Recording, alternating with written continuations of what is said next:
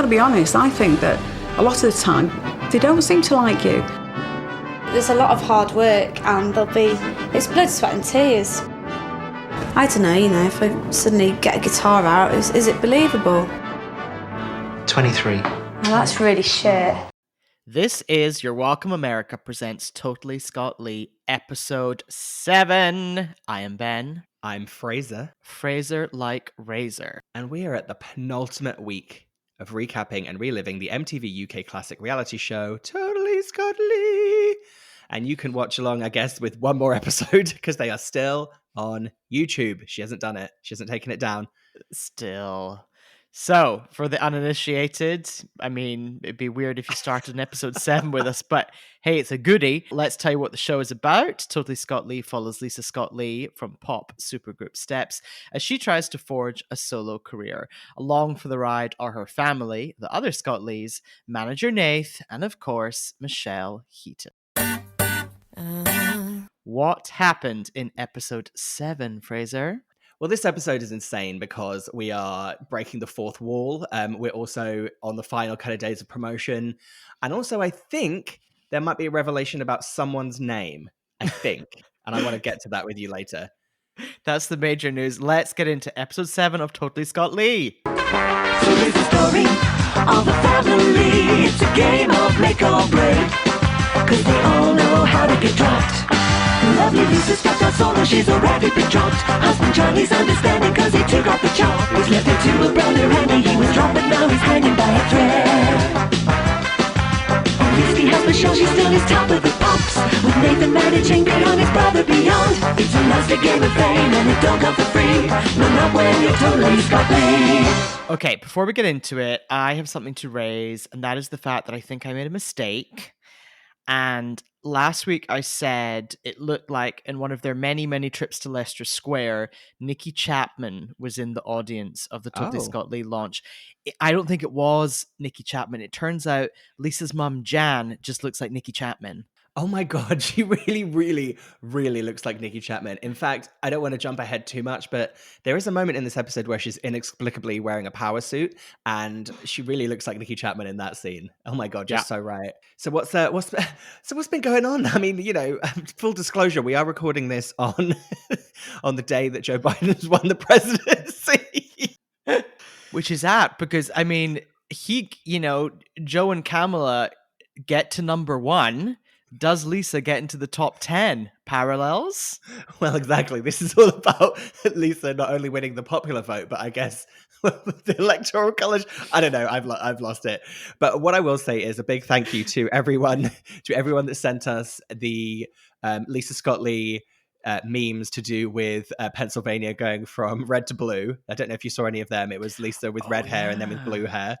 And quite a few people have sent us a meme of what looks to be Lisa Scott Lee wearing a electronic tag. Have you seen that? No, what's that about? I don't really quite understand the meme. It seems to be her modeling some kind of anklet, and everyone's captioned it like when you're trying to make like wearing an electronic tag fashion. Sure, why not? So thanks to everyone that said that on Instagram, and I think I saw it on Twitter too.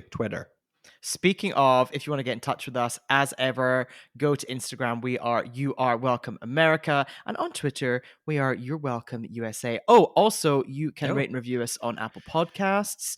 And, I mean, I'm sure there are other things you can get in touch. Oh, we've got the email, haven't we? Yes. I love reading this email address out. It's yourwelcomeamericapodcast@gmail.com. And once again, you're spelled like the letters you are, because, I mean, who knows what the other one is? So many long words in that email address. Clunkerson at clunkyclunk@gmail.com. Okay, let's do the first scene. What have you called it? Okay, the first scene, I just simply titled, I Love Anthony Crank. Okay, I've been more... I've been more factual. I've just called it live cold open, or maybe if we're in the UK, live pre-titles. It's very much a live. You're correct. It's a live pre-titles / cold open. I just was so floored and stunned by seeing Anthony Crank, a person who had disappeared from my mind completely. And then when I remembered how I used to feel about Anthony Crank, and then I looked at his Instagram and how now I still feel about Anthony Crank, I just had to talk about him. Who is Anthony Crank, Ben? Well, wait. First of all, Where are we? Who is in the scene? What's going on? Then you can go ant crank crazy. Okay, fine. I'll end on him then. Okay, so we are live. Are we live? Yeah. So we're live in the MTV studio in London, and we've got the whole Totally Scott Lee gang is all kind of gathered together on a couple of different sofas. So we've got absolutely everyone. We're talking Jans, your Scuttles, your Lisas, your Andys, your Johnnies, your Michelles, your Nathans. I read that in a very strange order, and then interviewing them and kind of hosting this Totally Scott Lee night on MTV, as she calls it, is Emma Willis. Lovely Emma Willis, and Anthony Crank, the man I'd forgotten belonged in my heart. So there we go. So what do you think Totally Scott Lee night on MTV entailed, apart from this weird live show and then the episode? I think probably there were a lot of Steps videos, Yeah. old Lisa videos, a lot of that. And then it all led up to this live scene because originally back in 2005, those days way back when, the chart would come out on Sunday nights. So it's Sunday night live on MTV. I also want to just describe this visually what's going on, as well as that whole gang being there. Michelle, I thought, was particularly interesting because she's kind of like dressed for a casual funeral, I would say. And that's kind of essentially what does happen in this episode. And I do obviously want to give a shout out to her Baker Boy hat. Thank you. I almost couldn't hold myself back from screaming the words Baker Boy hat at you because that's what I had in my notes. It just says Michelle's wearing a Baker Boy hat. Yeah. It's interesting here because she's really, really... I didn't realize it was her at first. I had to go back and pause and everything. So I think what's happened is they've been filming the show for a few months, and then they finally got to the stage. I think last episode, none of them had seen that episode and had a chance to react to it on camera. By episode 7, they've watched the whole season and they're clearly all like, fuck, particularly Michelle. And therefore, I think Michelle now is just trying to quietly fade into the background and not say or do anything. And also, we know what's about to come with this chart placement, so it's a bit embarrassing for her to be there. Yeah, she's almost like she's gone into witness protection. She's like, looks like she's in disguise. So Emma kind of kicks us off in a very Emma Willis question where she's just like, how you feeling? Are you feeling calm? And Lisa just goes, I am, yeah. Boom, live show. Yeah, just the crackling high energy combination of Emma Willis and Lisa Scott Lee, Two firecrackers. Now tell me, we haven't talked about Anthony Crank yet. So Anthony Crank is the other host with Emma Willis. He's just a TV presenter from a time that I had forgotten. He was like a T4 presenter, wasn't he? And he was like openly gay, like one of the first openly gay people I feel like I had resonated with. So I was like very titillated by him because he was really good looking and just like an out gay man on television. I also think in terms of gay representation, back then, if there was anyone gay on screen, they were incredibly, incredibly camp or perhaps a drag queen. Not that there's anything wrong with that. That's fantastic. But Anthony Crank showed almost like a different shade or tone of being openly gay. He's the original mask. The original mask from Mask is Anthony Crank. He created it. He really did. I also want to just talk through what he's wearing. In general in this scene, there are a lot of light blue jeans everywhere. Just all like Jan, Johnny, Tony, like they're all wearing them. Anthony's wearing them. They're kind of faded. His are a bit flared. He's got some yellow sneakers on, but then, just to dress up for the occasion, he's got a shirt, a button-down shirt, and then he's got a cream, I would almost call it champagne-colored jacket. Yes, it feels like he's gone for a light champagne, very light yellow palette. He really cranked that look out. Oh dear. He could really crank my... Okay, fine. Also on set, shout out, and I know exactly where this is filmed. This was in the MTV studio in Camden, right beside the canal, if you know the very one. Wait, have you ever been in that building? Camden. No, I don't think I have actually. Okay. So yeah, this is in like their tiny little studio there. And they're all sitting, the set is pretty wonderful. They're all sitting on just what I would call risers. You know what They I mean? are- Like blocky risers. Yeah, it's the TV equivalent of like sitting on bales of hay at like a bonfire display or a firework Exactly. night. I also want to talk about some of the language used. You mentioned the way Emma introduced this whole situation. They're really trying to soften the blow because Emma's saying, we're here with the bravest woman in pop. Also, Lisa, gotta say, the show's received great reviews. You're the talk of the town. Like everyone's trying to be really like walking on eggshells. Yeah, it definitely feels like we're waiting for the inevitable disaster. I guess it's that thing of it's all very well being snarky about a TV show when you're watching it or when you're like introducing it, but when all of the people are actually sitting right in front of you, they had the decency to not be snarky about it. I guess it's because they know the episode's gonna destroy her anyway. Exactly. It's like all the editors when they were making episodes 1 to 6, they're just in like a drafty, dark edit suite somewhere in Soho, London by themselves, just like sniggering away. Lisa's not coming in to watch the cuts. She's not looking at footage. Whereas now it's all like in this brightly lit, riser-laden studio and Lisa's sitting there. Lisa also tonally, here it's almost like she's been hit with just a mini horse tranquilizer dart. You know what I mean? You actually you preempted one of my notes where I said I think she's taken like a very light sedative. Like I'm thinking like 1 or 2 milligrams of diazepam, so like nothing, not enough to ever like impede her kind of motion or thought or anything, but it's just enough, like a small beta blocker. Anyway, we can't talk about Would you know what? I actually know where the Boots is, quite close to the MTV studios in Camden. It's not far. So she probably nipped. In fact, she was probably in makeup. Johnny nipped out, got her a beta blocker, used his points, brought it back. We have to get out of this live moment and into the actual episode. Otherwise, we could talk about just this opening 5 minutes forever. Okay, let's go. So we're at Concept. Back at Concept. Okay. The next scene, yes, we are at Concept. However, I've called this scene alternate office at Concept Records. All of a sudden, we're in episode 7, and there's this like conference room that we've never seen before, and it's beautiful to film in. I'm like, why have they not used this throughout the whole series? But then I thought to myself, maybe they're in one of those offices where it's really hard to book the conference room. You know what I mean? It's always booked.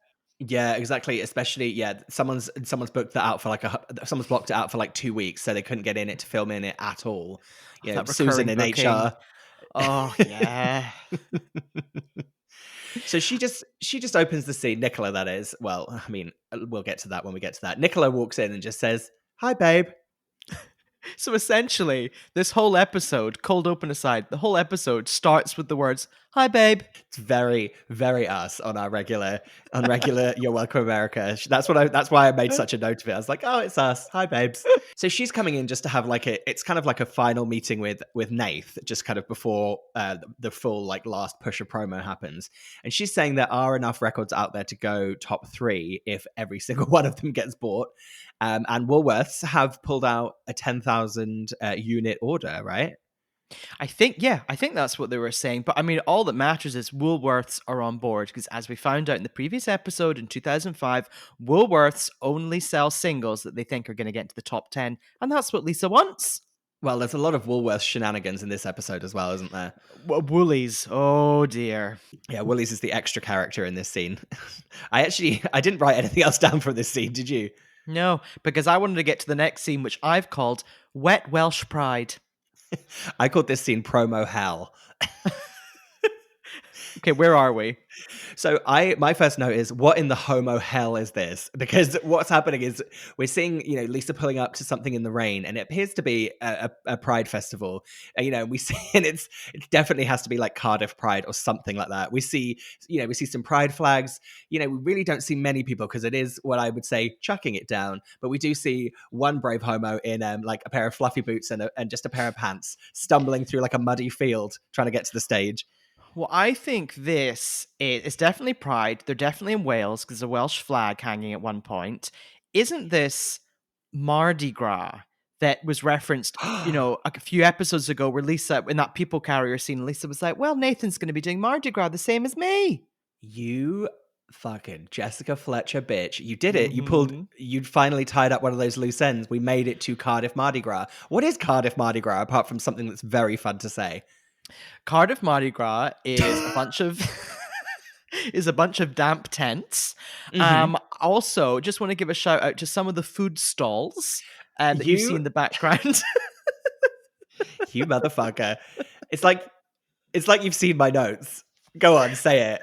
Okay, so we're at we're at Cardiff Mardi Gras, Wet Welsh Pride, and Nathan is performing. Well, Nathan's going to perform first, and Lisa's going to perform. As Nathan's up there on the stage performing, a few things are going on. We see a girl in a pink rhinestone cowboy hat, and she's drinking a strongbow, and she's yawning. But perhaps more importantly, in the background, behind the crowd, we see some of the food offerings at the festival. One is a carvery. So you know when you're in like a field and you just think, do you know what? I want some meats. I just want some sliced meats. You could go to the carvery. Or if you're feeling, oh God, less British, you might go to one of the other trucks, which has the name Kebabs, Indian and Oriental Foods. Oh, Wales. Oh no. Kebabs, Indian and Oriental food. Wow. So many countries. A racist term. Wow. Yep. I mean, and the people that running that store were white. Now, as shocking as the other one is, I really want to talk about a carvery at a Cardiff Mardi Gras because, okay, there's two things going on here. One, on a wet weather day, the hardest thing you can do is stand there and what is it? Just sliced carvery meat and like gravy? What are they serving that to you in like a plastic bowl? Well, I was thinking the flip side is most of the time Pride is in the summer or Mardi Gras is, I guess. And, you think summer, hot weather, you think, well, the absolute thing I want is like a steaming side of pork loin served with some hot gravy. Yes, please. Maybe some roast potatoes. Like, what the fuck is a carvery food truck? Well, here's what I think it is. Now, bearing in mind, I went to university in York in Northern England, which the weather's probably colder and worse than Cardiff Mardi Gras, Welsh Wet Pride. And one of the food offerings in like the canteen, aka the commissary at the university, was you could have a roast. You could have roast meat any day of the week. And the sign above it just said neat meats. So sometimes I'm like, I don't know, like a Tuesday at 11 a.m. I'd be like, oh, I'm just going to go get a roast. So just to put the country into context, well, the UK and the culture into context. But here's what I'm thinking the carvery is at this festival. I think you go along, you choose your neat meat, they slice it for you, and I think they put it in a bap. Maybe then you could get a bit of gravy on it. Or if you go for the pork option, maybe some applesauce in a bap. Okay, I mean that does sound. I don't eat meat, so I don't know why I was about to say that sounds amazing because it sounds horrible. But I think if you eat meat, that sounds amazing. I'd probably, I guess I'd probably have more like a Indian, Oriental, Chinese, Thai. What was it called? Kebabs, Indian, and Oriental foods. Oh, God, that's so bad. So anyway, Nathan, comes off stage, and well, we're back with Lisa, and she's saying, "I wish it wasn't raining," because she's like, "I bought a really small dress to wear," and then she's banging on about wearing high heels again, but again this time at least, I feel like she has got a good point to wear a high heel on a slick Mardi Gras stage, Cardiff Mardi Gras. That is dangerous. I mean, then ultimately, what does she choose to wear out on stage? She wears a black hoodie, one of the ones where it's chilly, so she's kind of pulled down the sleeves, like she's kind of like hugging her hands, and then she's got just a denim mini skirt on. I think she's probably wearing the heels as well. It's very sensible. It's very sensible. It's very like a girl at my uni would wear that outfit. It's very, I'm just at uni, What? But wait, what would your girlfriend at uni wear the outfit to? What scenario? Well, I feel like that's the beauty of the outfit when we were at uni, was that covered going to lectures all the way and takes you all the way through to a club. Because honestly, all you do is unzip that hoodie and you can be wearing a nice top, and you're wearing a nice top and a denim skirt. And do you know what? It's easy as well, because you might, if you want another top, you might go get another going out top, or you have a going out top in your bag, just change tops. Well, exactly. Especially if it's one of those tops that it was permanently meant to look wrinkled. You could just shove that in your handbag, bung it in, whip it on. Anyway, so we leave Cardiff Mardi Gras. And I simply, the last scene I called promo hell. I simply called this more promo hell. Yeah. In general, this episode, was all shot, pretty much all shot the week up to the live show. So you can tell that the editing is as good as is perfection as ever, but the scenes are a little less distinct. There's just a lot of promo all over the place. Oh yeah, that's teed me up nicely, because later on I fully gave up on trying to see where we were, what we were doing, and I just carried on writing my notes. My notes are insanity today, by the way, because I did half of them yesterday before the election was called, and half of them this morning when I was insane. So yeah. There. So we're now doing electric promo. We're back on the motorway. We have what I would call a hard-fi motorway shot. You know, din it, din it, din it, din it. Yeah, and we see, it's literally like Rotherham, Sheffield, Barnsley, Wakefield, Leeds.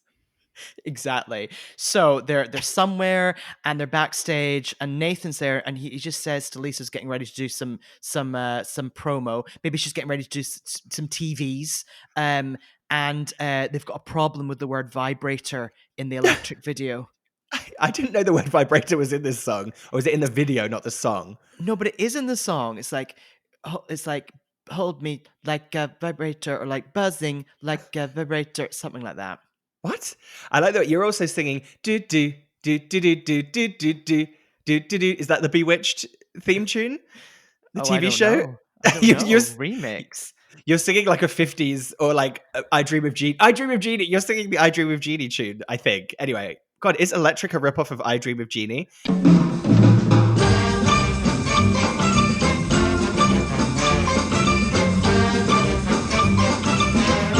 Anyway, what color is Lisa wearing? Because I'm thinking, obviously I was calling it Halloween orange, but I'm thinking we need to stick to the chocolate theme. Is it Terry's chocolate orange color? Just to clarify, the lyric is "I'll buzz like a vibrator."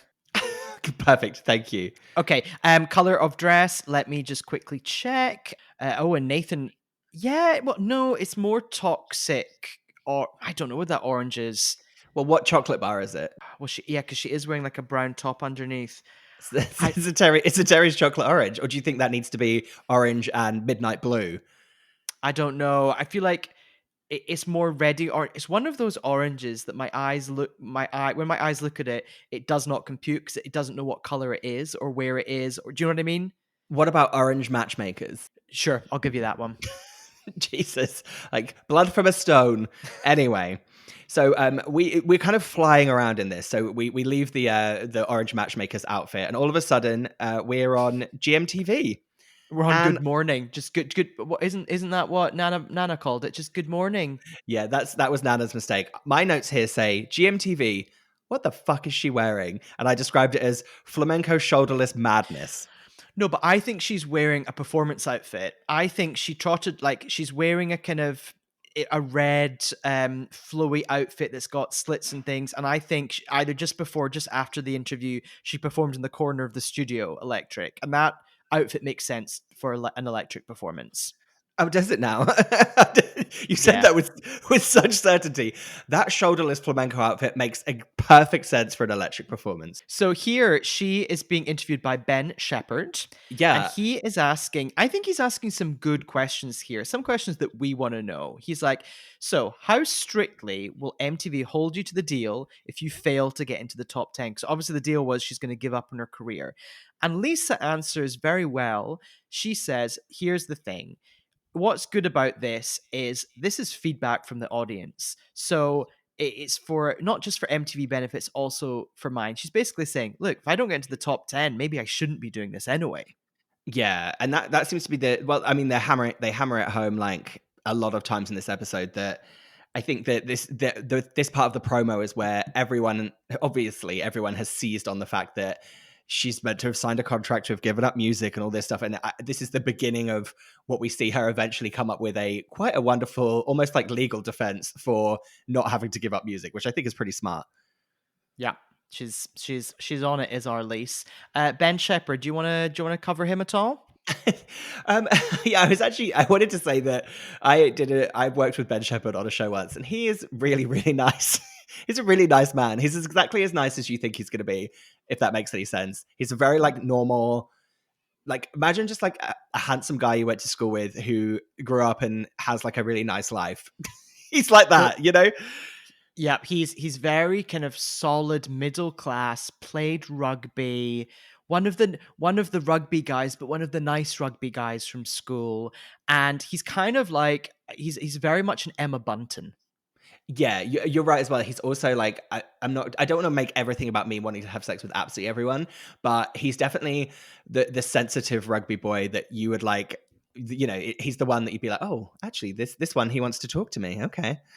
Yeah, all the other rugby guys would be like, "Oh, hey Fraser, you gay poof," and then Ben Shepherd would stand up for you and be like, "Hey lads, come on, Fraser's all right." Yeah, and then I'd be like, I love you. Also, I once went to a at the wrap party for the show we worked on. Me and Ben Shepherd turned up wearing the same leather jacket. Was it? Now I'm only saying this because I know your wardrobe from years past. Was this real leather? Yes, it was. It was an All Saints leather jacket that my friends bought me for my 30th birthday. So shove that up your judgmental question with your leading fucking question about real leather. I know exactly what you're trying to get at, motherfucker. And it was real leather. Suck it, Anderson. And where is Suck it, that? Anderson. Where is that 100% real leather All Saints jacket now? It's in my wardrobe in Los Angeles, California. Ha! Okay. Got you there as well. Ha ha! So my one quick question was, do you think anyone ever drinks the orange juice that's in the jug on the table at GMTV? The jug, for our American listeners, the pitcher on the table. No, it looks like a very warm orange concentrate, and it's one of those jugs which is like very. Even when there's no liquid in it, it's very heavy. It's not a delicate jug. I feel like we had those jugs at school when I was younger, like my primary school. I feel like it looks like a primary school jug, but I went to a weird posh primary school, so maybe actually, well, you'll know it then because it's posh. Oh no, everything was freshly squeezed at my school. Oh, well, into your mouths? There was no jug. Yep. Yeah, we each had our own citrus pressing machine that we would go to.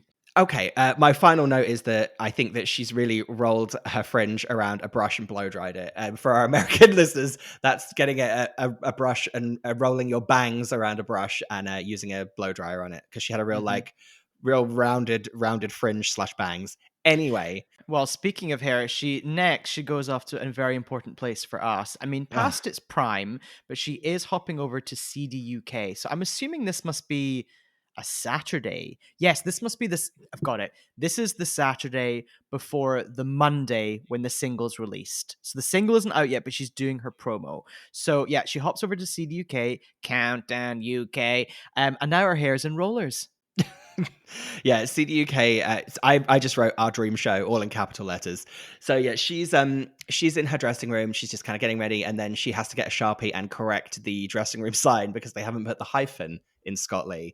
Which I don't know if you noticed, but later on she couldn't do that at Loose Women, and they also had forgotten to put the hyphen in. But I didn't see that. I do feel like now having like CD UK to me at the time was like this mirage of like a beauty and wonder, but now having worked in TV for so long, don't you just like when you looked at the dressing room sign, it was like one of the runners' jobs every like Friday night before everyone went home was to, just print out all of the dressing room signs. And do you know what I mean? It's just like a printed piece of A4 paper. Totally. I also think it is pretty amazing that they essentially spelt her name wrong. She's been on the show before. She's been in Steps. Like, how could you get that wrong? I know. It's insane. Anyway, Nathan's kind of just talking, and this is where Nathan, I think, does some good management where he says to her, look, they're just going to try and ask you on, the grilling, very much the Frost Nixon kind of interview of our century on CD UK with Lauren Laverne, Mylene, and some guy. And basically, like, he's like, they're going to try and catch you. They're going to try and like catch you out about the whole MTV giving up music thing. And he has a very good advice where he basically just says, like, just don't let them steer you in a negative way. If you feel like it's going that way, just try and steer it back. And he kind of says, like, I know you're good at this, so you'll be okay. And she kind of is good at it. He also, I really think in this episode, Nathan really steps up as a manager, and he is a good manager in this episode. Yeah, I agree. It felt like maybe all of the fun and games of filming the show up until this point, kind of, he was like, oh, fuck, I better actually like, he just, yeah, you're right. He kind of just stepped up to it. So then we actually go to the moment that she's on. And this is just a ghastly moment. So yeah, we've got TV and radio's Lauren Laverne, a very strange celebrity, a very strange host. Mylene is there, our girl Mylene. And then I don't know who the guy was that was hosting with them at the time. Did you recognize him? No clue who he was. Basically, Lauren Laverne they did a poll on CDUK, and it was speaking of polls, they did a poll, and it was, should Lisa Scott Lee quit making music? And so Lauren Laverne is going to reveal the results to them. The audience have voted at home, probably over text, maybe. Make sure you ask the bill payer. Make sure you ask mum and dad before you send that text. And she comes back. They come back after the break, after the commercials, and they say, right, the results are in, and 57% of our viewers said you should quit music. And Lisa instantly screams, yes! And then says, well, that's good. That's very good. And Lauren Laverne's like, wait, no, it's not. What? It's not good. But then Mylene, bless her, jumps in and says, Lisa, has that given you hope? I know, it was great, because the best part was basically the audience started clapping, and you couldn't, like, Lauren Laverne kind of gets like half drowned out, and you just hear her go, well, that's not good, that's bad. And she's trying to say to the guy that they're presenting with, she's like, that's bad, right? And he's like, oh, I don't know. And good old Mylene, of course, she stepped in and said, I think maybe Mylene had seen that episode where Lisa said that she looked great in a bikini, remember? On the front cover of The Sun. Yes. So that was a tough moment, but I think again she does handle all of this like tough stuff with quite a lot of grace, especially when I say on camera, I don't mean on camera on the show, I mean on camera on a TV show. Does that make sense? Yeah, when she's putting on, basically, when she's being performance Lisa. But you know what? The mask slightly slips, because in this next scene, which is a double scene, and it cuts between Lisa at mum's and Nathan dad down the pub. So Lisa is with her mum. What did you call this scene? So these two scenes I've named Cup of Char with Jan, Down the Boozer with Nathan's dad. Perfect. So Lisa, after a long day of promo, she's bunged back on that Matchmaker's orange top, or maybe it's a different one, but it's definitely orange. And she's mum Jan's making a cup of tea. It's been a long day, and I see the bottle of semi-skim milk. That's the one with the green top. That's brought out on the table. Now Jan, as you forewarned at the beginning of the episode, is wearing a casual suit jacket. Something casual, but casual but dressy. Well, this is her very much in her finest Nikki Chapman drag, isn't it? This is very like Nikki Chapman would wear this to like maybe an audition, do you think? So that you could see the nice blazer behind the desk back in the Pop Idol days. It feels like very Nikki Chapman auditions for Pop Idol. Yeah, it's like Nikki Chapman maybe after one season of Pop. Yeah, after Pop Stars. She's come back for Pop Stars The Rivals to judge. I can't remember if she did that one as well, but she's seen herself on camera and thought, you know what? I'm just going to dress up a bit because I'm a record exec. You know what, Nikki? Bang a blazer on top of that. Bang a blazer on, and Jan did. And Jan's making a cup of tea. Do you think Jan's been at work? What does maybe, but what does Jan do? I don't know, because later on she's swanned off somewhere international for the weekend, because remember she comes back through the airport. Anyway, we'll get to that. I don't understand that bit.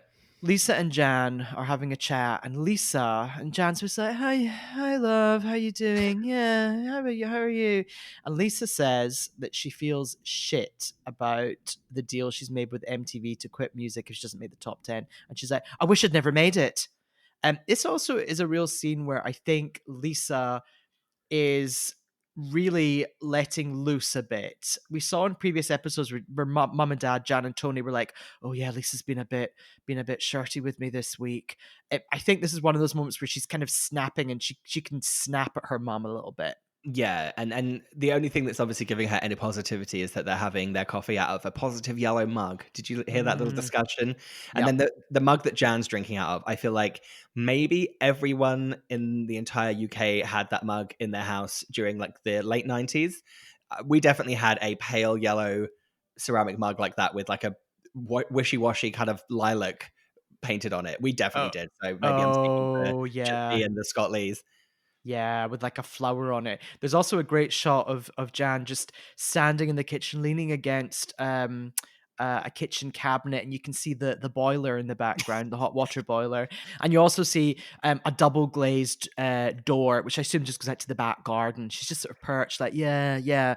Lisa and her chatting, and Jan, asks, what do you think some bad decisions have been, made along the way? How are you dealing with that? And Lisa says, I'm not dealing with it very well, to be honest.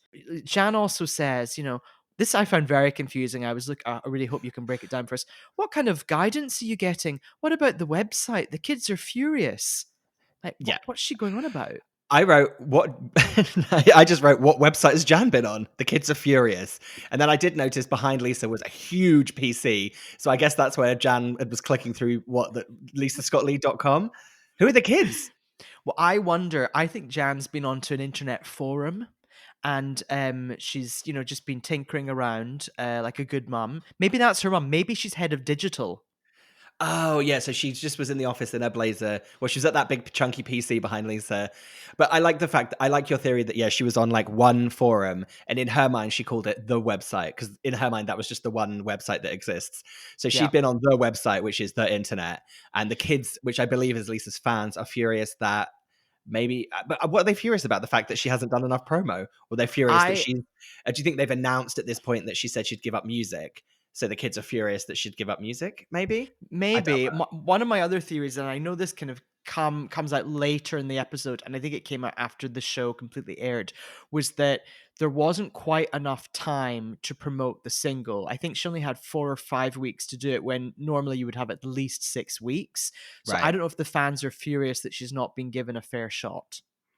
Feels a little inside for the fans to be furious about that, though, doesn't it?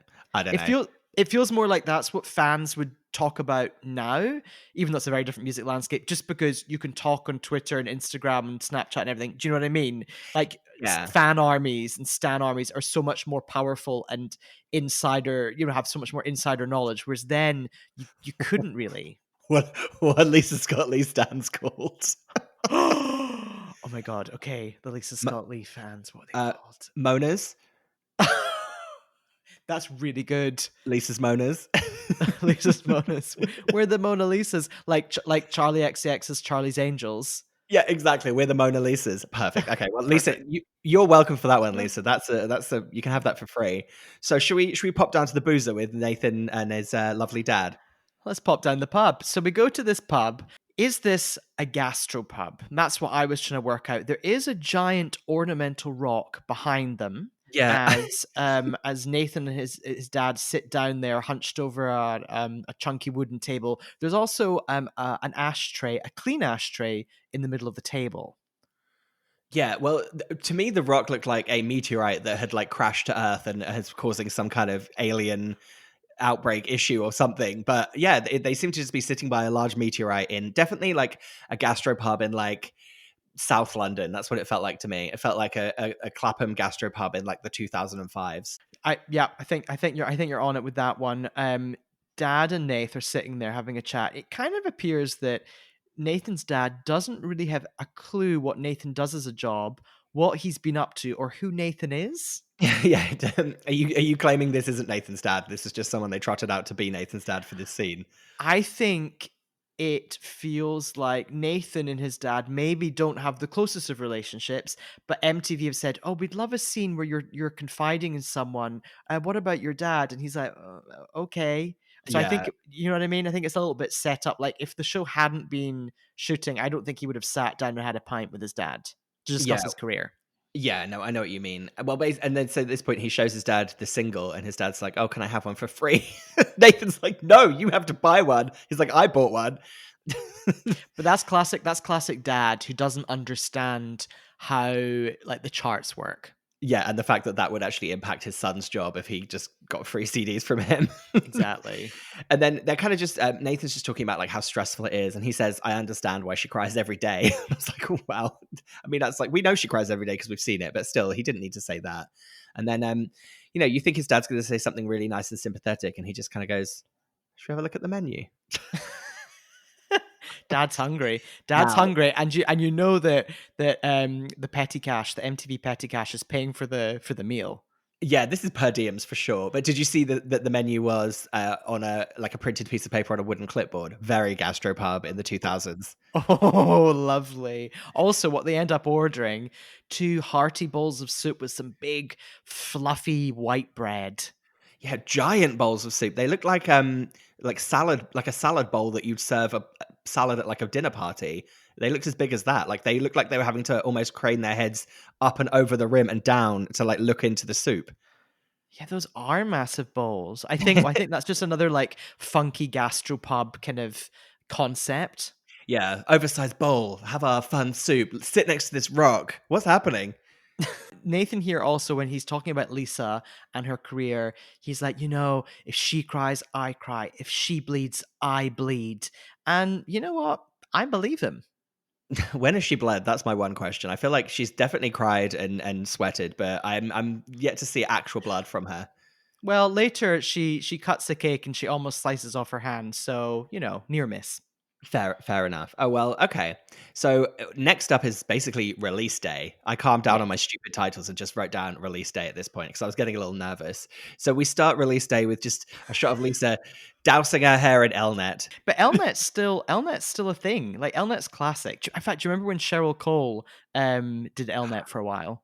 Oh, I do. She looked really beautiful in that advert. Anyway, so she's doing her hair with Elnet and getting ready to go on a TV show. We don't know what it is just yet, and she's basically reading something off of a cue card, and she needs to say the phrase "tete-a-tete," which she seems to have a lot of issues with.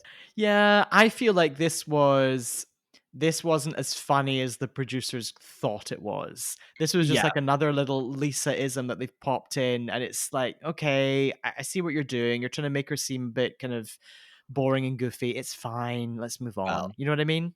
She's going on the right stuff. So okay. I will be honest. I think I cut maybe a bit before where you and I discussed Princess Productions, where we both have worked before, which is where they film the right stuff. But I just have to say, I was yet again, even though the listeners don't know this, I was yet again very triggered by seeing the Princess Production offices and seeing the dressing rooms that her and Tony were in, and seeing that studio. I felt very triggered for my 25-year-old self. Okay, we just got to quickly just delve into that Princess Productions office and studio, RIP. It was at the top of a dying shopping mall in West London. It's also where they filmed T4. And to get to the office, you would go up an escalator. And sometimes you'd be in the office and a rogue shopper would just be going up the escalator a bit lost. Yeah, there was often a rogue shopper lost just outside of a production office, and you were like, oh, that place was so weird. It was just too much. Anyway, but apart from me being hugely triggered by that, there's not much to say here, really. They're just in the dressing room at the right stuff, and then you see a shot of her on there, and yet again, she's being asked, so, what if if you don't get into the top 10, you're going to quit music? And I think maybe this is the point where she starts using that line where she says it's a challenge, not an ultimatum, right?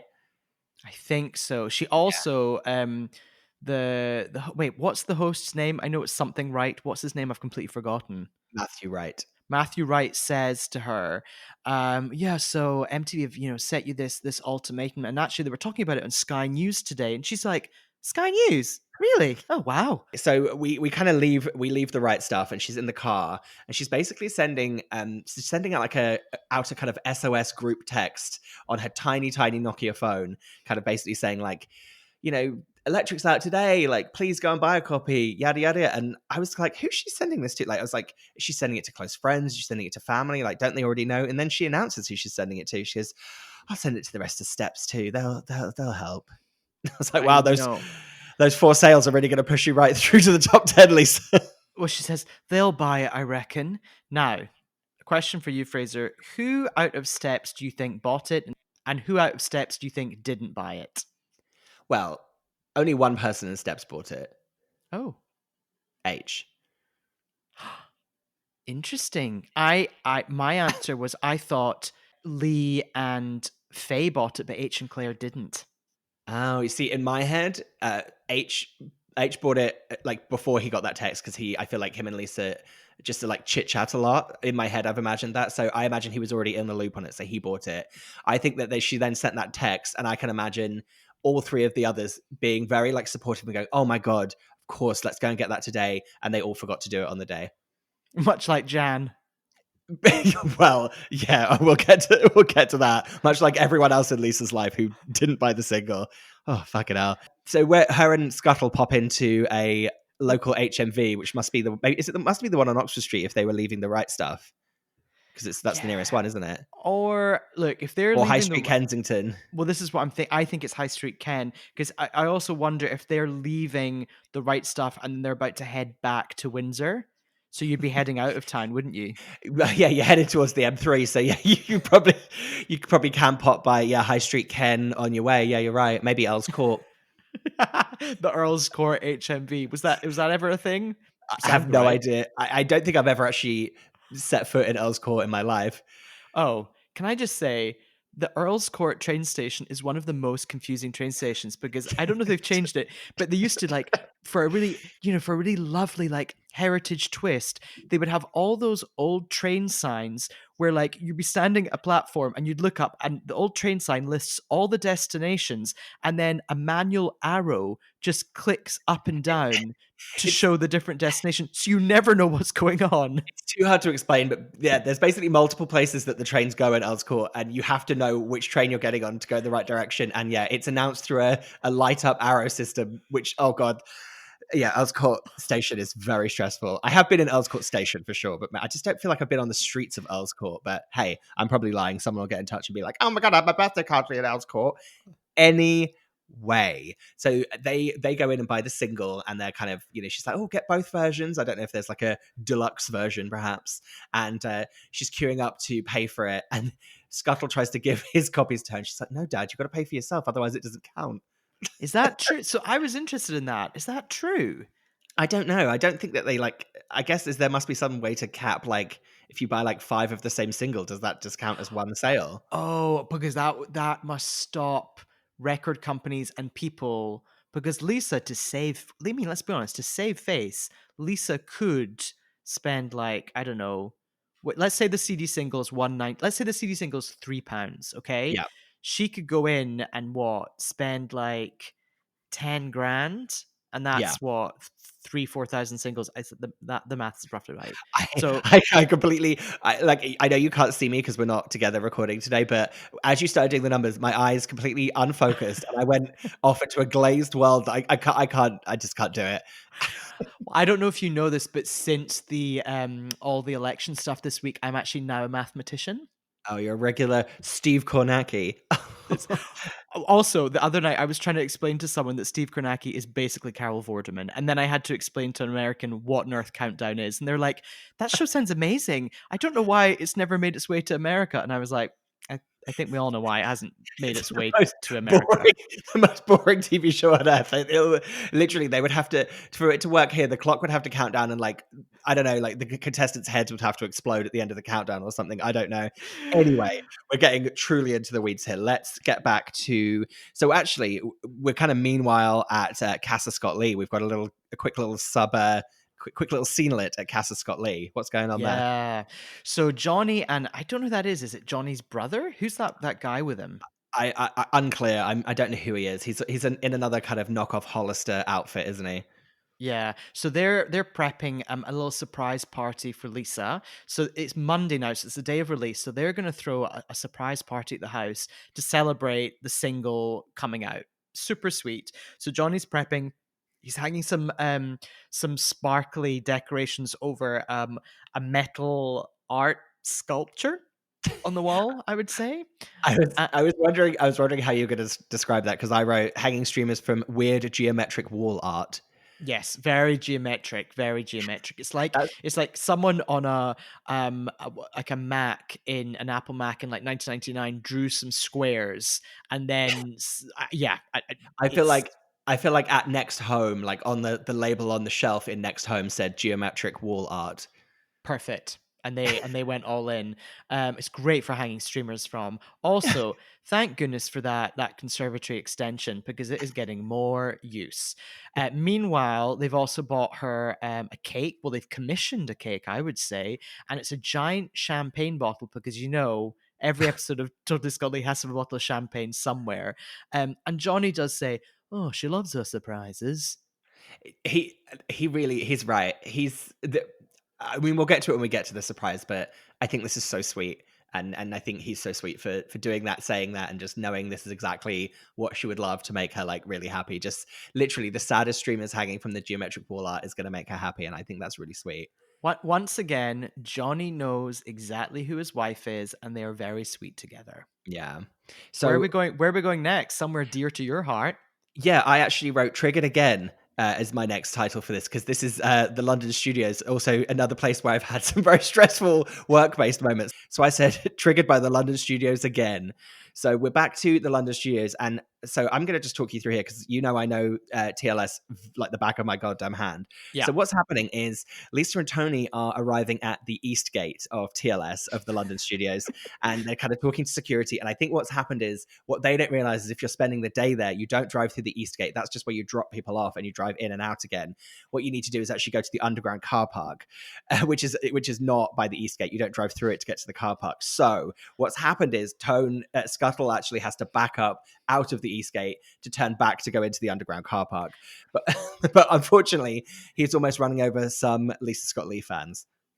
And as they're about to run over fans, one of them says, "Oh, don't knock over fans." And then Lisa says, "We need them this week." And then she clearly realizes she's being filmed, and she says, "We need them every week." But I just want to say thank you so much for walking us through the geography of now a defunct London television studio. And a question for you: how many times over a work phone have you had to describe those instructions to someone? I can't even talk to you about how many times I've had to do that. She's there to be on Loose Women. So we see that by her little sign on the door that's not got the hyphen on it. And then I don't know if this also, just to again continue about the fact that you and I work in television, but I felt very triggered because I used to work on like daytime talk shows, like not Loose Women, but one very similar, where there's like some shaky voiced AP or researcher trying to brief her. And just my nightmare would be to have to be working on that show I used to work on and be filmed for a reality show, like trying to brief the guest. I was almost very, very closely almost filmed for Peter Andre's reality show when I worked on something that he hosted, and I declined to appear on camera. Yeah, the briefing, it was very, very British, where the AP is kind of like, so Lisa, we're wondering if you'd maybe possibly be happy if it's okay, if it's all right, if to maybe discuss this could be your last chance in music. And Lisa says, "What do you think, Nath?" And Nath's just like, "Bring it on." yeah. It's that I've done one of those briefings before where I just need to ask a really difficult question, and that's actually something I learned doing one particularly horrific job where I constantly had to ask people questions like that, where it was just like, just ask them it and get it out the way. Case in point, where I had to once ask to her face, I had to ask Kelly Rowland if she would answer a question about Destiny's Child getting back together, and she did not remove her sunglasses the entire time I was talking, and she didn't say anything or do anything apart from just on that question, she shook her head. Wow. Yeah, she was on to promote Commander. From here on now, I'll be your commander. How dare she not even give you recognition? It's like Kelly, do you know who's gonna buy this single? It's a gay like us. I mean, listen, she had me. She was so icy and cold and terrifying that I actually kind of liked her even more afterwards. It kind of made her, us gays, we love like an iconic, like icy biatch. So there you go. Fair enough. Okay, we need to leave TLS and get to that surprise party. Before she leaves, she's outside and she's signing a single for a fan called Claire for one of the Monas. And Claire, because Claire's clearly like met her a few times, and Lisa's like, "Remind me, what's your name again?" She's about to sign the CD, and she's like, "Claire." Now, if I were in that situation, if I were Lisa, I would have asked, "How's that Claire spelled? Is there an I? Is it, you know what I mean? Is there a Y? Is it a K? You never know." Claire with a K? You've Could gone be. insane. Right. Okay. Surprise we're back- party. Yeah, back at Casa Scott Lee. So this is where Jan, Johnny, and mystery, pre-Hollister gentlemen are discussing about. This is where I didn't understand what Jan was banging on about. How she'd just been. I don't know where she travelled from, but what really matters is all three of them haven't bought electric. Yeah, because Jan's like, "Oh, I haven't bought it because they didn't sell it at the airport," and then it just moves on. And we're like, "Wait a minute, Jan, why have you been at the airport?" Anyway, Well, I'm guessing that we might get a clue to where she's been later in the episode when we do when we throw to someone in a different country. That's probably where she's just come from. So, time of day, it is Monday night of release day, so all the shops are now closed, and the midweek chart is going to be announced tomorrow morning. So not the Sunday chart, but just like the midweek, which they would do. It's not really midweek, but they would do after a day of sales, so everyone could get an idea of where they're at. So. Yeah. They're driving home, and Tony and Lisa are chatting. Lisa's like, "Yeah, the shops are closed now. Midweek's decided. It is what it is." Meanwhile, Michelle and Nathan are talking about it, and Nathan's like, "Look, Woolies sold 341 records by 1 p.m." And then Nathan says to Michelle, "I know it sounds really crap, but it's not." And then Michelle wearing what I described as a pink version of like a Girls Aloud Long Hot Summer mechanic shirt. Um, she just very casually just drops in, oh, okay. Oh, well, we, on our first date, we sold 5,000 in Woolworths. So this is halfway through the actual episode because we nip off into a commercial break before we see much more of the surprise party. And when we come back after the commercial break, we go back to the live studio. Anything you want to note here?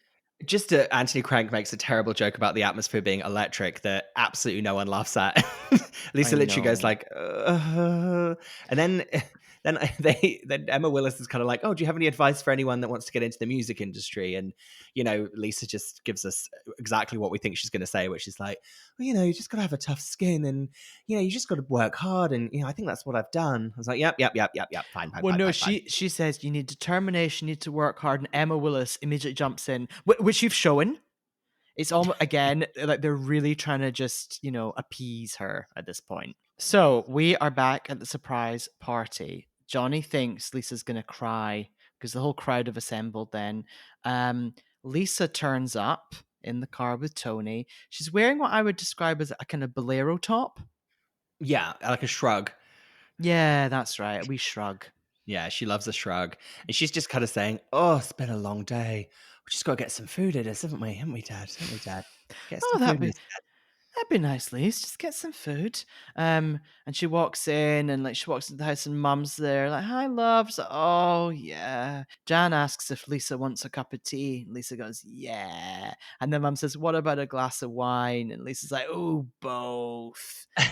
I really like the idea of you have the tea, like you get in, have that cup of tea, and get yourself like settled and oriented. Then you have the glass of wine to like unwind. I like that. Oh, and lovely. And then they all shout surprise. And I am so happy that this moment is in the show, because even though they do undercut her completely at the end of it, she's so happy. And it made me really happy to see her happy, because she doesn't get many chances to just be a happy person on this show. So I really liked that. I agree. It's very sweet. It's very family Scott Lee. And Lisa comments, she's never had so many people in the kitchen. I know. Do you see the camera was like fogging up at that point because there were so many people in there, and that girl was wearing a very kind of like the top version of the Love Machine dresses. Did you notice that of the dresses the girls allowed wear in Love Machine? It's like it all gathers to like a glittery diamante detail in kind of the middle of the chest. Did you notice that? Love, yes, brown. Yeah. Yes, do see that. It was a very like long-winded way of trying to describe that top, but there's something about, I think we used to call those dresses in the Love Machine video market dresses, because they all look like they'd been bought from a cheap market stall. So it was the top version of it. Was a market top. And then they move over to the table that's been set up with the cake on it. Beside the cake, lots of bowls of beige nibbles, party food. Love it. And your fave. They cut through the cake, but they slip and they almost like cut themselves. Everyone's having such a giggle, such a laugh, aren't they? Yeah, they are. Spirits are high, and then they step outside for a kind of firework display, essentially, with what I believe to be the word electric written in flames.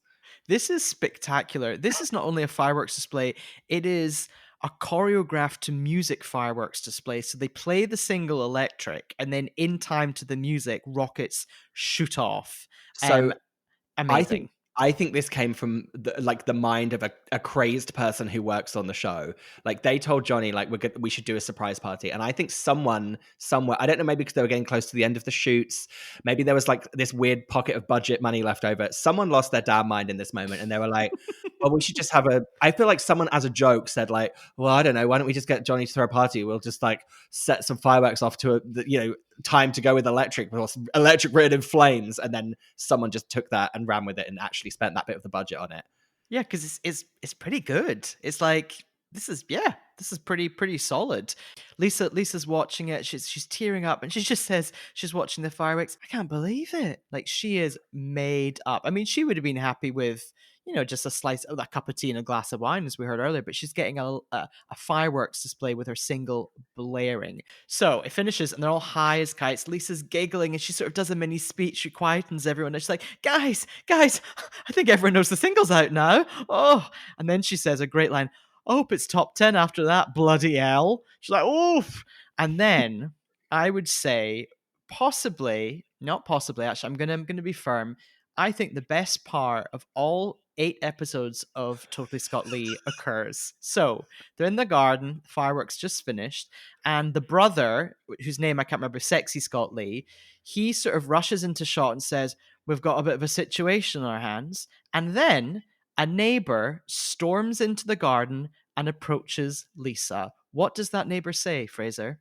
I'm sorry, but I have children at home and they could hear that. It's a bloody racket. I've got children at home. I live 3 doors down. 3 doors down, and I could hear that. And Lisa just says, oops, sorry. I'm black. I'm thinking this woman's name was Linda. Linda from 3 doors down. Linda from 3 doors down. Well, she's actually, I've written down the exact words, she's actually halfway down the other road. Not the road, the other road. I'm halfway down the other road. Oh, I didn't know I got so excited about doing that impression, I forgot that she was halfway down the other road, not 3 doors down. Although she could be 3 doors down, that could be halfway down the other road, would be 3 doors down. Now, how did they get this woman to sign an appearance release? Okay, so I was discussing this actually with someone else before recording. I was talking about this with Michael, and we kind of came up with the theory that basically we think that someone came to like the gate of the house at the front, and there was some, Totally Scott Lee, some production team member there, and this woman was berating them, like a runner maybe, and then the runner was like calling the boss and like over the walkie-talkie and being like, oh, someone's complaining about the fireworks, they're really, really angry, like, can someone come and help me just like get rid of them? And basically the boss was like, no, let them in. Because she was in their garden. She like literally, storms into shot in their back garden. So yep. I think like a researcher let her in. But that's not my question. My question is, how did they? She wasn't blurred. How did they get her to sign the release form? Sorry, I forgot the actual question because I was so excited about that theory. My theory is that basically, or our theory was that, like, almost to let her gain access to the property, they made her sign a release form. I think they were literally like, of course, we're just filming something, so everyone that comes onto the property has to sign this. And she was so incensed with rage that her signature just like she's put it down, and she was like, I'll sign whatever. I need to tell her I'm halfway down the other road. Okay, I've got 2 other theories. If she didn't sign, maybe there were laminated A4 signs up that said, if you enter this site, you automatically agree to be in camera. There's that. Right. Or a filming notice. A filming notice, very, very loose. Another one could be, because this was filmed this week leading up to the episode. This was filmed on Monday and the episode airs on Sunday. It's all about the release of a single that week. It's newsworthy. And therefore, you might not need them to sign a release form. You know what I mean? It's not entertaining. Because it counts as like current events. Yeah. Anyway, all we can say legally, they're covered. Well, so moving on. So this is where my notes fell apart. So I no longer delineate scenes, places. I've literally just written note after note after note. So you might have to keep us on track in terms of where we are, but I certainly have what happened written down. Okay, so we are on midweek chart day. So it's the next day, it's Tuesday. There's still promo going on, but most importantly, it's the day of the midweeks. Yeah, so I think essentially here we're cutting between Lisa still being out doing her final bits of promo, and we're also cutting back to Max and Nicola at Concept.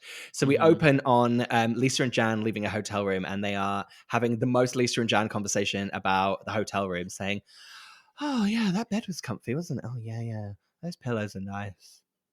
I also don't understand why they're at this hotel. If it's Tuesday morning and last night they were at the fireworks display at Casa del Scott Lee, why are they suddenly at a hotel? No idea. Well, it's, sometimes Nathan's in that like gothic room on the phone. Sometimes it seems to just be another location that just exists in space and time. We don't really understand. Well, they've got it cleared, so we may as well use it. So Lisa nips off to a radio station, And I've actually split these two scenes up. So I think let's talk about Lisa doing promo first. Okay, I So can split that up in my Okay. what I'm doing here. so she's at a radio station and she's there, and the radio DJ asks her, "Have you ever used a remote control car?" It's like, "Oh, what?" And then Lisa answers in the most gender normal way. She's like, "Well, I grew up with 3 brothers, so I have." It's like, oh, Lisa and her gender stereotypes. She loves not breaking the patriarchy, doesn't she? She Bless her. sure does. So then what happens? She's interviewed on this radio station. All the classic questions of like, "Oh, you're really going to give up if you don't make the top 10?" All that kind of stuff. So at this radio station, why did they ask her about a remote control car? Because Lisa then races a remote control car down a drafty radio station corridor. Yeah, I don't know whether. Do you think this was like the race to number one was maybe the very loose concept of how they came up with this idea? No, I think it was like a shit radio station version of Top Gear, where, stars go and actually race in a racetrack round a field, and they have all the numbers. I think the radio station versions, wouldn't it be funny if we just did it in the corridor with a remote control car? Oof, yikes. I know. Do you know what? Nothing makes better radio than a visual race. Mm-hmm. Nothing makes better podcasts than talking about a TV show which is visual as well. Moving on to the alt scene, we're at Concept Records. Fraser, take it away. Just got the call in, babe. We're fucked. 26. Once again, Nicola just charging in and starting a scene. There's no setup, just Nicola straight in there. Just bowling into Max's office or her office or whatever's happening. Babe, we're fucked. Number 26. Okay, so basically she's heard it's number 26 in the midweeks, and Max is reeling. Now, okay, I need to talk to you about this moment. Okay, so Max is going, "Oh God, Lisa, Lisa's gonna be so upset, Lisa," and then he just goes, "Oh God, Roseanne, it's bad." Did he call Nicola Roseanne? Well, he says, "Fucking hell, Roseanne." So yeah, I think he said Roseanne. I think Nicola's name is actually Roseanne, but she's still Nicola to us, so I don't think that should change anything. Absolutely, and she is not a Roseanne. She's Nicola. She has the essence and the spirit of Nicola. She's not a Roseanne. I also just want to pick up on something you said. I don't think Max is reeling. He's more just shitting himself. He's kind of like, fuck, how are we going to tell Lisa, who's like this long-standing pop star? We saw in, the last episode when his voice was quivering and quavering, as we discovered. He's a bit nervous around Lisa. Yeah, I think no. I think really that's you're correct. He's reeling because he's scared that he has to tell Lisa what's going on, because he says like, that's it's worse than the Intenso project, and that didn't have a TV show behind it. So like, oof, yikes. And just to clarify to everyone, the Intenso project. So that was her last single, which got in at number 23. Yeah, it was like that song "Get It On." So Nicola's delivered the news, but then she just walks off past. You see what she walks past? A giant Fix poster. Yeah, I just said she drifts out of the room past a Fix poster. Perfect. Fix as in PHIXX, the boy band, which I then went down a rabbit hole and sent you performances of the other day.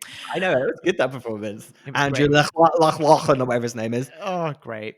But then Nicola is also trying to work out what went wrong. So she's saying like, I don't know if has Lisa's fan base dwindled and dwindled, what's happened to the Monas? Max says that he feels for Lisa, and Nicola instantly says, "I don't, mate. I don't feel fucking sorry for her. I don't feel that fucking sorry for her." Yeah. But Classic then Nicola. All high drama, but then Nicola gets a call, and Nicola's all like, "Oh, hello." She suddenly changes her tune, and you know what? She's had a call, and she gets off the phone and she says to Max, "There's a problem with Woolworths. It's 15." Oh, bloody Woolworths! Now I don't want to make this about the election, but Woolworths was like bloody Pennsylvania. Oh, counting those votes and thinking we're at 26, we're at 15.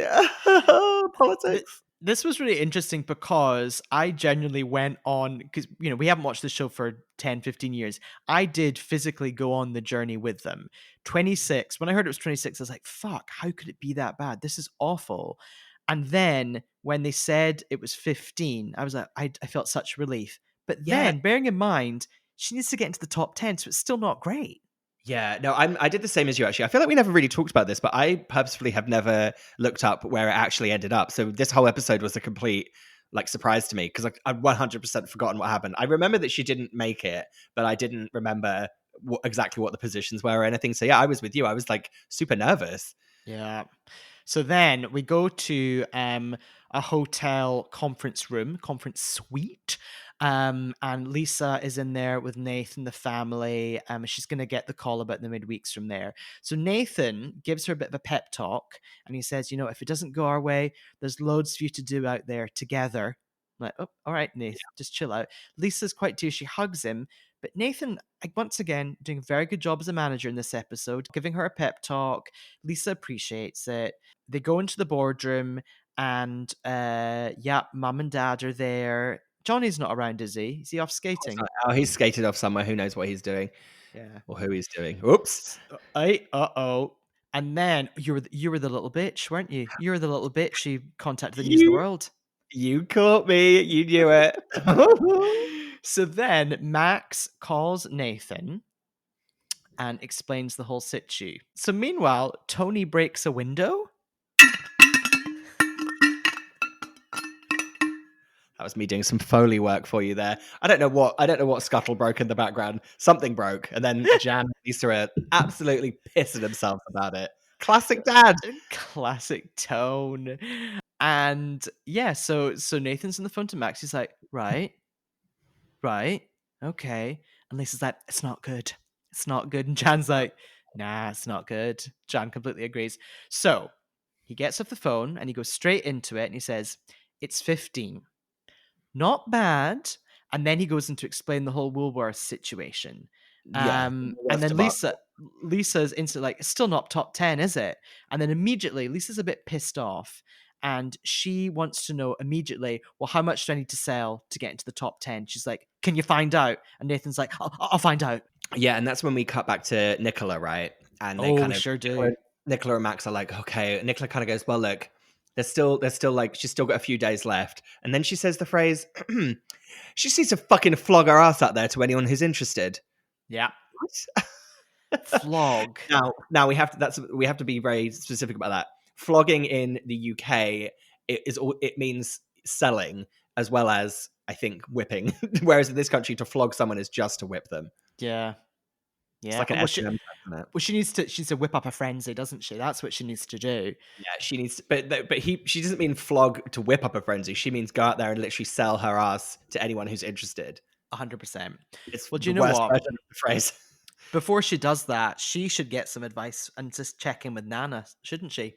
Now, I just want to talk to you about the year that we're in and how this call was put together. I feel like there's roaming charges. How's Nana's phone working? There's so many international roaming minutes happening here, right? Okay, hit me. What's going on? You need to tell the listeners. So Lisa says, okay, well, we'll let Nan know. We'll let Nana know. So she picks, you see her dialing. She calls. Then, the roaming charges kick in. Nana answers the phone. She's by the fucking pool in Benidorm, surrounded by men. Who are all these men? She's with there's a topless hunk on a sun lounger behind her and a man sitting on her right that you can't quite see. And then just a man in a pair of Speedos just sitting next to her. Also, this 100% looks like a shot from the TV show in the UK, Benidorm. You know what I mean? I feel like maybe this is where the TV show Benidorm came from. They saw this footage and they were like, we could make a tragic yet hilarious, heartwarming show about this. So inexplicably, Nana's in Benidorm. So I think this is where Jan came back from in her power suit. I think she'd just flown in from, Stansted. I feel like probably goes to Benidorm. Do you know what it is? I think she drove Nana to the airport. Oh, okay, fair enough. So Nana's, Nana kind of goes, oh, okay, oh, all right.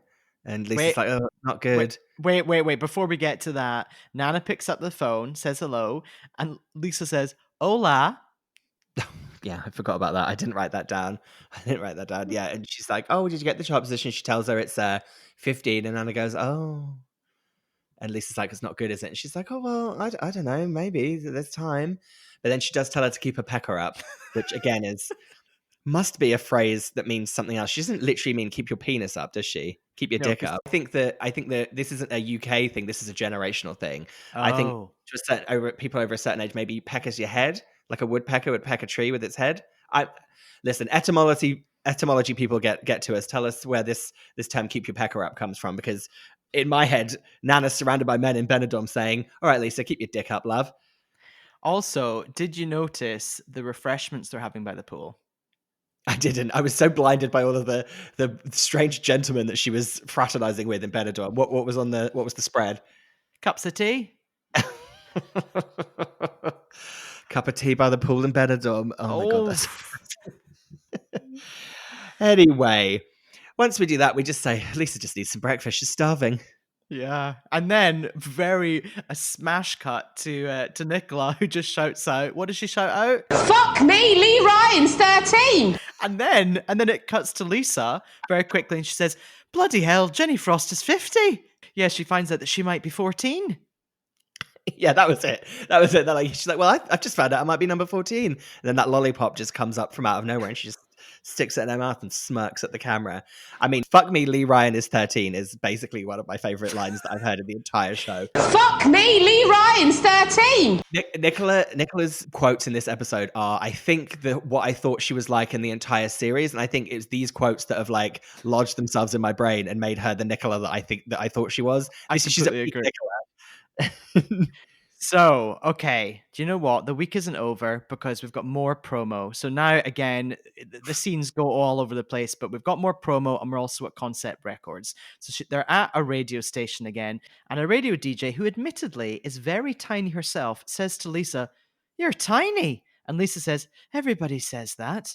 And she's a bit exasperated when she says that, because it's like, what do you say when someone says that to I you? know. Well, it's like with a couple of our friends who are very tall, especially one of them, to Matt. Like, everyone just comes up. I've been there, and people just come up to him and go, "You're so tall," and he's like, "Yes, I know. It's I'm like, aware of it. I've been tall for a really long time." It's very yeah. irritating. So yeah, this is kind of a whirlwind, this section, isn't it? So there's that, and they just kind of launch straight into an interview there. Then all of a sudden, are we back at Concept, but they're listening to Lisa being interviewed on Capital Radio, right? By Richard Bacon. By Richard Bacon, RB. I don't know why I'd shortened it to that, but I just did. Being interviewed by Bacon, the Baconator.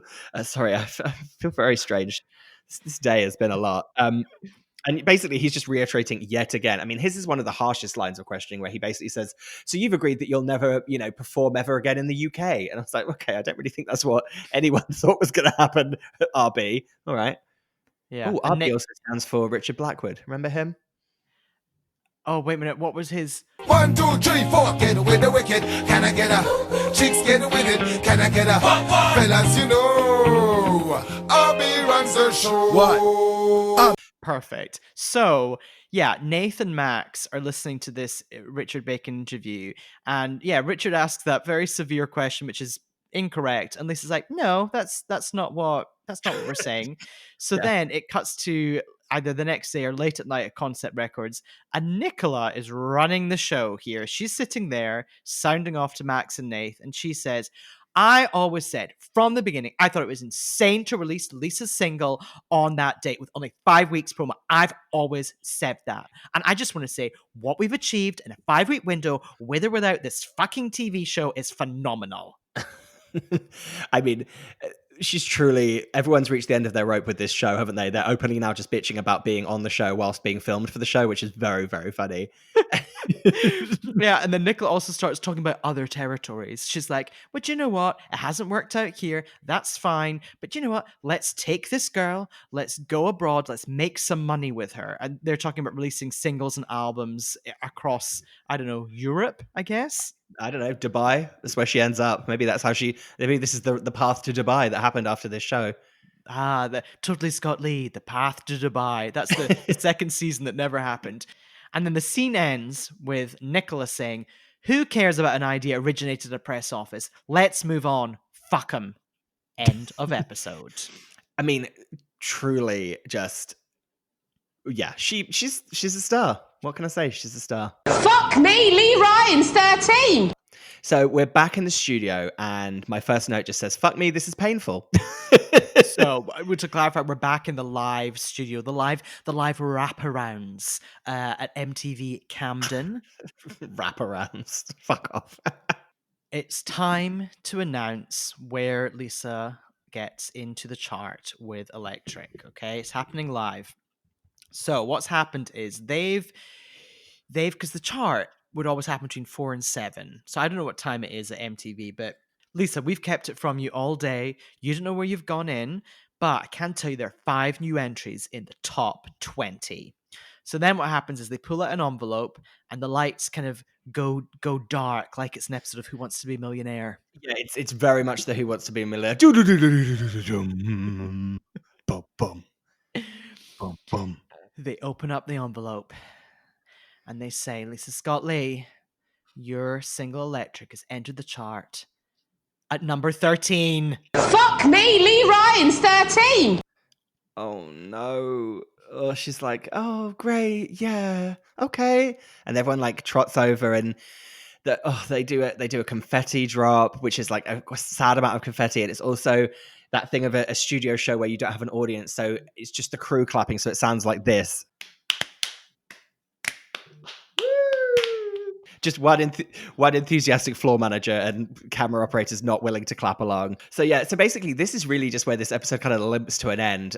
So the confetti's still falling. Everyone kind of comes around. Lisa gets handed another bunch of crinkly flowers in cellophane. Did you notice that? I did from Andy, yeah. I was like, well, she's going to get great use out of them. They're going to be in a vase straight away when she gets back, and she's going to be arranging those bad boys. And then basically Emma Willis kind of turns to camera and she's kind of giving like a wrap up of everything that's going on. And she explains that the cameras are going to follow Lisa for one more week, so that the next episode, the final episode of Totally Scott Lee, is going to be kind of the aftermath of what has just happened.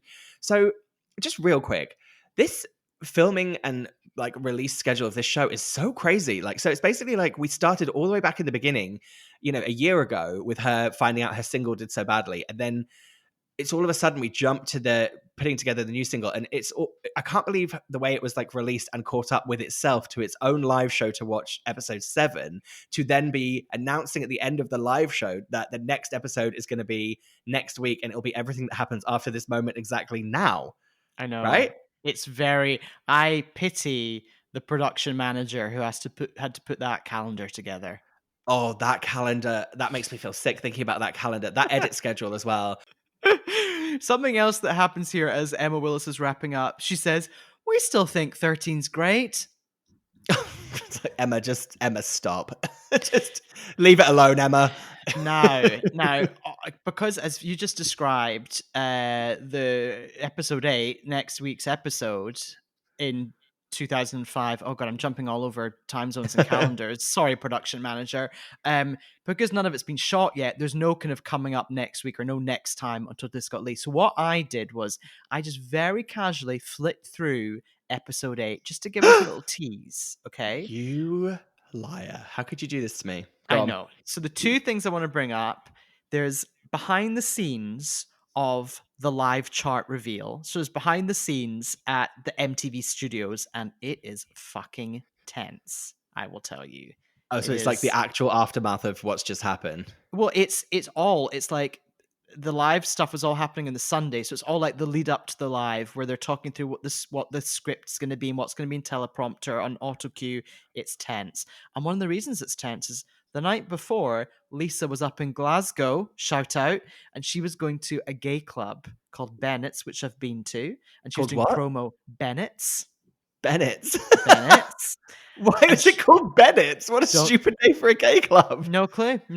And so basically she was up late the night before and didn't have much sleep. So that was also maybe another reason why she was a bit kind of drowsy in this episode. Dead grumpy.